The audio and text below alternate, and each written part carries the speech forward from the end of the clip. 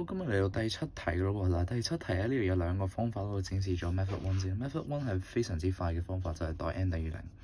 代 n 等於零嘅話咧，你左手邊咧就係 x 時減三 x 啦，右手邊咧呢個直接係一加三，即係四啊。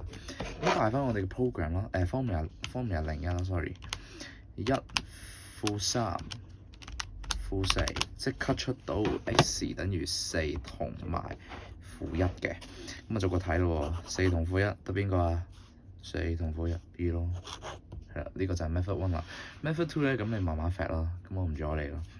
右手邊呢個都有個零 x 二次減 m 減一嘅二次啦，會等於三 x 減三嘅 m 減一啦。然後再 fact x 加 m 減一 x 減 m 減一咧，係等於三 x 減三 n 加三啦。即係話右邊呢個三就可以抽出嚟啦，即係三個 x 減 m 加一啦。咁跟住呢個都係 x 減 n 加一嚟噶嘛，咁呢個就可以叉咗佢啦。係啦，呢個叉咗佢，呢個叉咗佢啫，就唔好唔記得喎，要等於咗佢喎，即係呢個係其中一個 root 嚟噶。OK， 叉得就係其中一個 root。最後 x 加 m 減一係等於三咯，最後 x 等於四減 m 兩個 root 出咗嚟啦。咁答案咧就係 B 波，就係 B 波。OK，B 波。